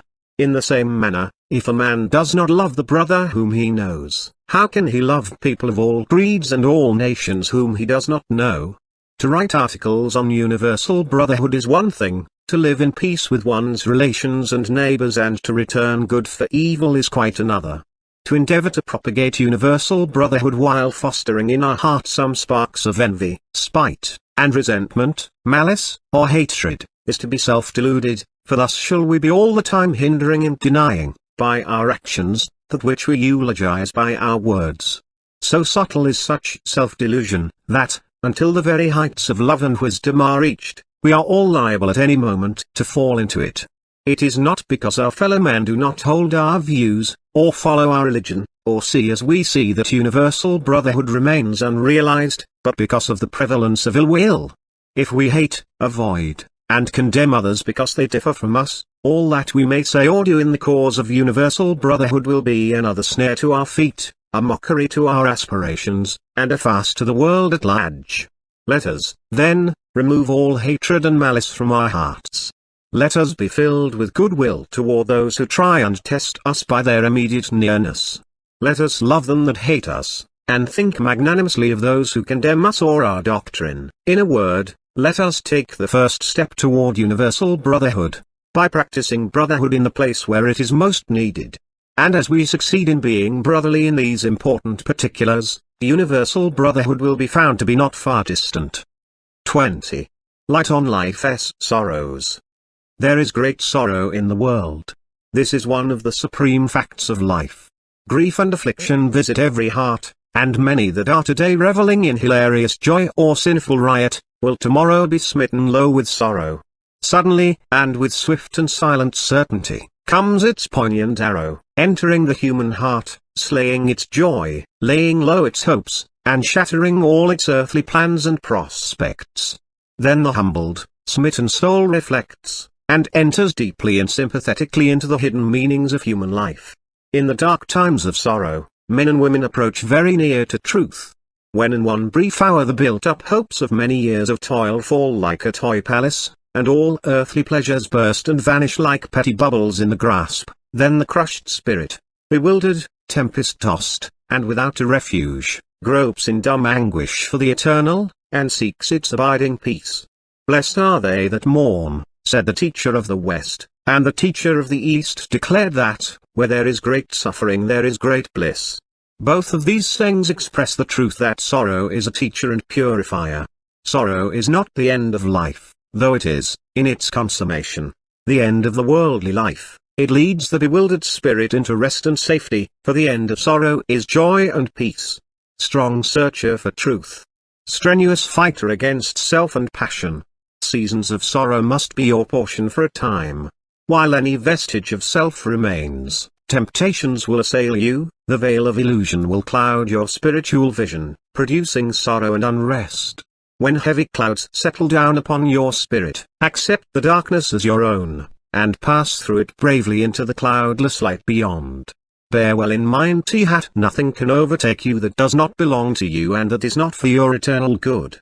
As the poet has truly sung, nor space nor time, nor deep nor high can keep my own away from me. And not alone are the bright things of life yours, the dark things are yours also. When difficulties and troubles gather thickly about you, when failures come and friends fall away, when the tongue that has sweetly praised you, bitterly blames, when beloved lips that pressed against your lips, the soft, warm kisses of love, taunt and mock you in the lonely hour of your solitary grief, or when you lay beneath the sod the cold casket of clay that but yesterday held the responsive spirit of your beloved, when these things overtake you, remember that the hour of your Gethsemane has come. The cup of anguish is yours to drink. Drink it silently and murmur not, for in that hour of oppressive darkness and blinding pain no prayer will save you, no cry to heaven will bring you sweet relief. Faith and patience only will give you the strength to endure, and to go through your crucifixion with the meek and gentle spirit, not complaining, blaming no one, but accepting it as your own. When one has reached the lowest point of sorrow, when, weak and exhausted, and overcome with a sense of powerlessness, he cries to God for help, and there comes no answering comfort and no relief, then, Discovering the painfulness of sorrow and the insufficiency of prayer alone, he is ready to enter the path of self-renunciation, ready to purify his heart, ready to practice self-control, ready to become a spiritual athlete, and to develop that divine and invincible strength which is born of self-mastery. He will find the cause of sorrow in his own heart, and will remove it. He will learn to stand alone, not craving sympathy from any, but giving it to all. Not thoughtlessly sinning and remorsefully repenting, but studying how not to commit sin. Humbled by innumerable defeats, and chastened by many sufferings, he will learn how to act blamelessly toward others, how to be gentle and strong, kind and steadfast, compassionate and wise. Thus he will gradually rise above sorrow, and at last truth will dawn upon his mind, and he will understand the meaning of abiding peace. His mental eye will be open to perceive the cosmic order. He will be blessed with the vision of the law, and will receive the beatific bliss. When the true order of things is perceived, sorrow is transcended. When the contracted personal self, which hugs its own fleeting pleasures and broods over its own petty disappointments and dissatisfactions, is broken up and cast away, then the larger life of truth enters the mind, bringing bliss and peace, and the universal will takes the place of self. The individual becomes one with humanity. He forgets self in his love for all. His sorrow is swallowed up in the bliss of truth. Thus when you have, by experience, entered completely into the sorrow that is never lifted from the heart of humankind, when you have reaped and eaten all the bitter fruits of your own wrong thoughts and deeds, then divine compassion for all suffering beings will be born in your heart, healing all your wounds and drying all your tears. You will rise again into a new and heavenly life, where the sting of sorrow cannot enter, for there is no self there. After the crucifixion comes the transfiguration. The sorrowless state is reached through sorrow, and the wise do not grieve. Ever remember this: in the midst of sin and sorrow there abides the world of truth. Redemption is at hand. The troubled may find peace, the impure may find purity. Healing awaits the broken-hearted. The weak will be adorned with strength, and the downtrodden will be lifted up and glorified. 21. Light on life's changes. The tendency of things to advance from a lower to a higher level, and from high to higher still, is universal. The worlds exist in order that beings may experience, and by experiencing, acquire knowledge and increase in wisdom. Evolution is only another name for progress. It signifies perpetual change, but a purposeful change, a change accompanied by growth. Evolution does not mean the creation of a new being from a being of a different order. It means the modification of beings by experience and change, and such modification is progress. The fact of change is ever before us. Nothing can escape it. Plants, animals, and human beings germinate, reach maturity, and pass into decay. Even the lordly suns and their attendant worlds rolling through illimitable spaces, although their life is reckoned in millions of years, at last decay and perish after having passed through innumerable changes. We cannot say of any being or object, this will remain forever as it is, for even while we are saying it, the being or object will be undergoing change. Sadness and suffering accompany this change, and beings mourn for that which has departed, for the things which are lost and gone. Yet in reality change is good, for it is the open door to all achievement, advancement, and perfection. Mind, as well as matter, is subject to the same change. Every experience, every thought, every deed, changes a person. There is little resemblance between the elderly and their period of childhood and youth. An eternally fixed, unchangeable being is not known. Such a being may be assumed, but it is a postulate only. It is not within the range of human observation and knowledge. A being not subject to change would be a being outside progress. There is a teaching which declares that man has a spiritual soul that is eternally pure, eternally unchanged, eternally perfect, and that sinning, suffering, changing man as we see him is an illusion, that, indeed, the spiritual soul is the man, and the other is unreality. There is another teaching that affirms that man is eternally imperfect, that stainless purity can never be reached, and that perfection is an impossibility, an illusion. It will be found that these two extremes have no relation to human experience.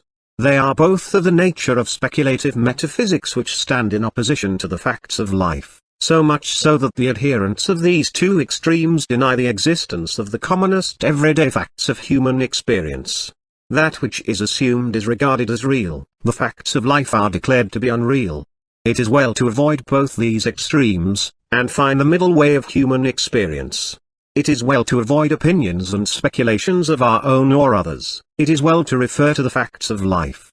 We see that man passes through birth and growth and old age, that he experiences sin, sickness, and death, that he sorrows and suffers, aspires and rejoices, and that he is ever looking forward to greater purity and striving toward perfection. These are not opinions, speculations, or metaphysics, they are universal facts. If man were already perfect, there would be no need for him to be perfected, and all moral teaching would be useless and ridiculous. Moreover, a perfect being could not be subject to illusion and unreality. On the other hand, if a man could never attain to purity and perfection, his aspirations and striving would be useless. They would indeed be mockeries, and the heavenly perfection of saintly and divine men and women would have to be belittled and denied. We see around us sin, sorrow, and suffering, and we see before us, in the lives of the great teachers, the sinless, sorrowless, divine state. Therefore, we know that man is an imperfect being, yet capable of, and destined for, perfection. The divine state toward which he aspires, he will reach. The fact that he so ardently desires it means that he can reach it, even if the fact were not demonstrated in those great ones who have already attained. Man is not a compound of two beings, one real and perfect, the other unreal and imperfect. He is one and real, and his experiences are real. His imperfection is apparent, and his advancement and progress are also apparent. The realities of life claim men in spite of their metaphysics, and all come under the same law of change and progress. He who affirms the eternal sinlessness and perfection of man, should not, to be logical and consistent, ever speak of sins and faults, of disease and death, yet he refers to these things as matters to be dealt with. Thus in theory he denies the existence of that which he habitually recognizes in practice. He also who denies the possibility of perfection should not aspire or strive, yet we find him practicing self-denial and striving ceaselessly toward perfection. Holding to the theoretical does not absolve one from the inevitable. The teacher of the unreality of sickness, old age, and death is at last caught in the toils of disease, succumbs to age, and disappears in death. Change is not only inevitable, it is the constant and unvarying law. Without it, everything would remain forever as it is, and there would be neither growth nor progress. The strenuous struggle of all life is a prophecy of its perfection. The looking upward of all beings is evidence of their ceaseless ascension. Aspirations, ideals, moral aims, while they denote man's imperfection, assuredly point to his future perfection. They are neither unnecessary nor aimless, but are woven into the fabric of things. They belong to the vital essence of the universe. Whatsoever a man believes or disbelieves, what theories he holds or does not hold, one thing is certain, he is found in the stream of life, and must think and act. To think and act is to experience, and to experience is to change and develop. That man is conscious of sin means that he can become pure, that he abhors evil signifies that he can reach up to good, that he is a pilgrim in the land of error assures us, without doubt, that he will at last come to the beautiful city of truth. 22. Light on the truth of transitoriness. It is well sometimes to meditate deeply and seriously on the truth of transitoriness. By meditation we will come to perceive how all compounded things must pass away, yea, how even while they remain they are already in the process of passing away. Such meditation will soften the heart, deepen the understanding, and render one more fully conscious of the sacred nature of life.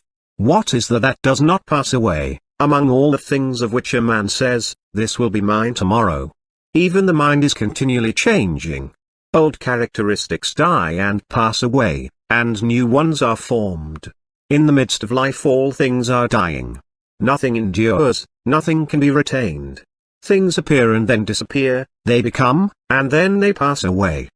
The ancient sages declared the visible universe to be Maya, illusion, meaning thereby that impermanency is the antithesis of reality. Change and decay are in the very nature of visible things, and they are unreal, illusory, in the sense that they pass away forever. He who would ascend into the realm of reality, who would penetrate into the world of truth, must first perceive, with no uncertain vision, the transitory nature of the things of life. He must cease to delude himself into believing that he can retain his hold on his possessions, his body, his pleasures and objects of pleasure. For as the flower fades and as the leaves of the tree fall and wither, so must these things, in their season, pass away forever. The perception of the truth of transitoriness is one of the few great steps in wisdom, for when it is fully grasped, and its lesson has sunk deeply into the heart, the clinging to perishable things which is the cause of all sorrow, will be yielded up, and the search for the truth which abides will be accelerated. Anguish is rife because men and women set their hearts on the acquisition of things that perish, because they lust for the possession of those things which even when obtained cannot be retained. There is no sorrow that would not vanish if the clinging to transient things were given up. There is no grief that would not be dispersed if the desire to have and to hold things which in their very nature cannot endure were taken out of the heart. Tens of thousands of grief-stricken hearts are today bewailing the loss of some loved object which they called theirs in days that are past, are weeping over that which is gone forever and cannot be restored. Men are slow to learn the lessons of experience and to acquire wisdom, and unnumbered griefs and pains and sorrows have failed to impress them with the truth of transitoriness. He who clings to that which is impermanent cannot escape sorrow, and the intensity of his sorrow will be measured by the strength of his clinging. He who sets his heart on perishable things embraces the companionship of grief and lamentation. Men and women cannot find wisdom because they will not renounce the clinging to things. They believe that clinging to perishable objects is the source of happiness, and not the cause of sorrow. They cannot escape unrest and enter into the life of peace because desire is difficult to quench, and the immediate and transitory pleasure which gratified desire affords is mistaken for abiding joy. It is because the true order of things is not understood that grief is universal. It is ignorance of the fleeting nature of things that lies at the root of sorrow. The sting of anguish will be taken out of life when the lust to hold and to preserve the things of decay is taken out of the heart. Sorrow is ended for him who sees things as they are, who, realizing the nature of transiency, detaches his heart and mind from the things that perish. There is a right use for perishable things, and when they are rightly used, and not doted upon for themselves alone, their loss will cause no sorrow. If a rich man thinks in his heart, my riches and possessions are no part of me, nor can I call them mine, seeing that when I am summoned to depart from this world, I cannot take them with me, they are entrusted to me to be used rightly, and I will employ them to the best of my ability for the good of men and for the world, such a man, though surrounded by luxuries and responsibilities, will be lifted above sorrow, and will draw near to the truth. On the other hand, if the poor man does not covet riches and possessions, his condition will cause him no anxiety and unrest. He who by a right understanding of life rids his heart of all selfish grasping and clinging, who uses things wisely and in their proper place, and who, with chastened heart, and mind clarified of all thirsty desires, remains serene and self-contained in the midst of all changes, such a man will find truth. He will stand face to face with reality. For in the midst of all error there abides the truth, at the heart of the transiency there reposes the permanent, and illusion does but veil the eternal and unchanging reality. The nature of that reality it is not my purpose to deal with here. Let it suffice that I indicate that it is only found by abandoning, in the heart, all that is not of love and compassion, wisdom and purity. In these things there is no element of transitoriness, no sorrow, and no unrest. When the truth of transitoriness is well perceived, and when the lesson contained in the truth of transitoriness is well learned, then does a man set out to find the abiding truth, then does he wean his heart from those selfish elements which are productive of sorrow. He whose treasure is truth, who fashions his life in accordance with wisdom, will find the joy which does not pass away.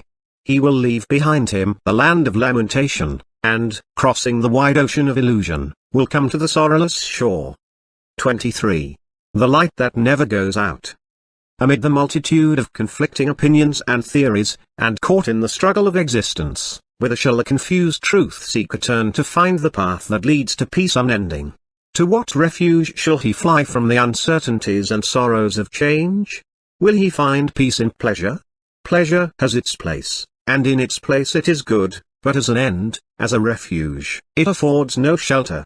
He who seeks it as such does but increase the anguish of life, for what is more fleeting than pleasure, and what is more empty than the heart that seeks satisfaction in so ephemeral a thing?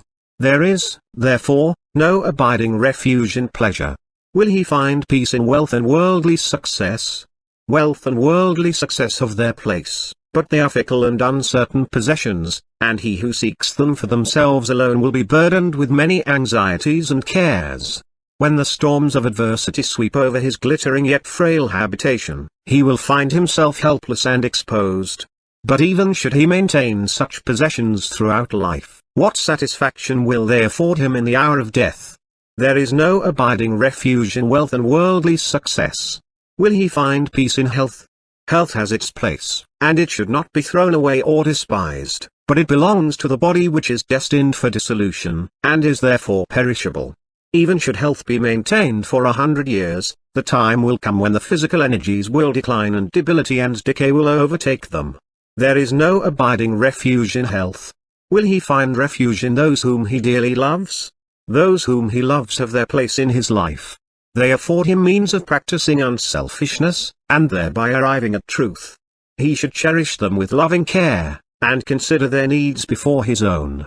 But the time will come when they will be separated from him, and he will be left alone. There is no abiding refuge in loved ones. Will he find peace in this scripture or that? Scripture fills an important place. As a guide it is good, but it cannot be a refuge, for one may know the scripture by heart, and yet be in sore conflict and unrest. The theories of men are subject to successive changes, and no limit can be set to the variety of textual interpretations. There is no abiding refuge in Scripture. Will he find rest in this teacher or that?